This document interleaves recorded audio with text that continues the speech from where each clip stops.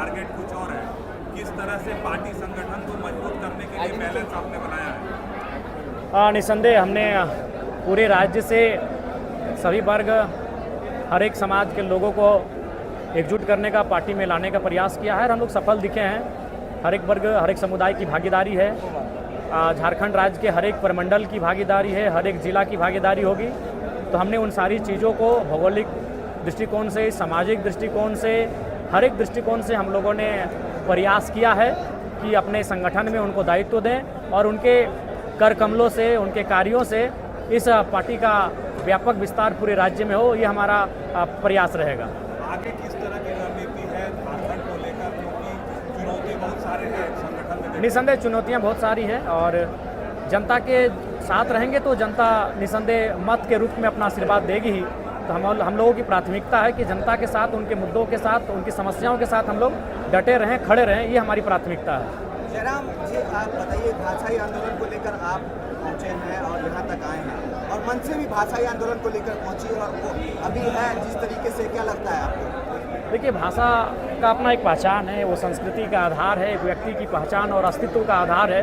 तो निसंदेह हर एक व्यक्ति की अपना भाषा होती है, लेकिन इसका मतलब नहीं कि हम लोग किसी की दूसरी भाषा का अपमान करते हैं। हम बस ये चाहते हैं कि हमारी भाषा और किसी भाषा का प्रतिस्पर्धा ना हो।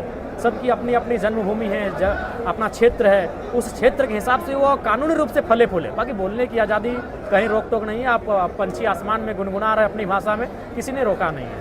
देखिए, जिस तरह से आजसू पार्टी का एक टैग लग गया था, लोग बोलते थे, कई चुनाव जाते थे कि महतो का पार्टी बनकर रह गया है, उस टैग को आप तोड़ने के लिए आगे क्या करेंगे? देखिए, हमें लगता है कि हम जिन मुद्दों के साथ आगे बढ़े हैं, वो विस्थापन का हो, नियोजन का हो, स्थानीयता का हो, करप्शन का हो, आम लोगों की ज़रूरत से जुड़ा हो, वो जाति से ऊपर का मुद्दा है। तो निसंदेह लोग अब जाति की नहीं, रोटी की बात कर रहे हैं और जो उनके रोटी के साथ खड़ा हो रहा है, जनता उन्हें अपने नेता के रूप में स्वीकार कर रही है। 1 साल हो गया, आज अधिवेशन मना रहे हैं, क्या खोया क्या पाया? जी, बहुत सारी चीज़ों को खोया और बहुत सारी चीज़ों को पाया है। उसके लिए एक बहुत बड़ा चिंतन मंथन करेंगे, तभी सारी चीज़ों का निष्कर्ष सामने आएगा। किन मुद्दों को लेकर आप आगे बढ़ेंगे? स्थानीयता का मुद्दा है, नियोजन का मुद्दा है, विस्थापन का मुद्दा है, भाषाई पहचान का मुद्दा है, युवाओं के रोजगार का मुद्दा है, किसानों की ज़मीन का मुद्दा है, मजदूरों का समान वेतन का मुद्दा है। वो सारे मुद्दे हैं जिनके साथ हम लोग आगे भी बढ़ रहे हैं और अभी भी वर्तमान में है। लगातार हम लोग आंदोलनों के माध्यम से, प्रदर्शन के माध्यम से, कार्यक्रमों के माध्यम से उनके साथ खड़े हैं, डटे हैं। एक चीज़ बताइए, जिस तरह से सरकार ने अटल क्लिनिक का नाम बदलकर मदर टेरेसा क्लिनिक रखा है, इसमें काफ़ी विवाद हो रहा है। भाजपा का कहना है कि अटल जी ने राज्य को अलग किया था, लेकिन उनका नाम हटाया गया। इसको किस रूप में देखते हैं? देखिए, अगर अटल क्लिनिक के नाम से था तो वो भी इस देश के एक बहुत बड़े राजनेता रहे हैं। तो निसंदेह राजनीतिक विचारधारा भिन्न सा हो सकती है, लेकिन अगर उनके नाम से क्लिनिक था तो आपत्ति नहीं।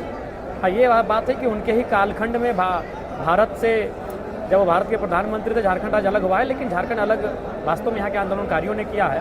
तो निसंदेह किसी के सम्मान से छेड़छाड़ नहीं करना। वो देश के प्रधानमंत्री रहे, अब तक उनके नाम से योजना थी तो चलने देना चाहिए था। एक चीज़ बताइए, आपके सवाल ये है कि जेपीएससी का रिजल्ट आया, काफ़ी आंदोलन हुआ, 2 जेपीएससी के एग्जाम में काफ़ी धांधली हुई है, लेकिन आप रिजल्ट को अगर देखते हैं, आपने रिजल्ट का आकलन किया होगा? नहीं, आज हम लोग जस्ट अभी रिजल्ट आया है तो हम लोग आकलन करने के लिए शिविर बुलाए हैं, बैठक बुलाए हैं। उसके बाद उस पर हम लोग विशेष बात करेंगे। अच्छा जनाब, कल आजसू पार्टी का भी एक बहुत बड़ा कार्यक्रम बोकारो में होना है। बोकारो को क्यों चुना गया, बोकारो में ही कार्यक्रम? ये तो हमें आइडिया नहीं है, सवाल आप उनसे पूछें तो शायद बेहतर होगा। धन्यवाद।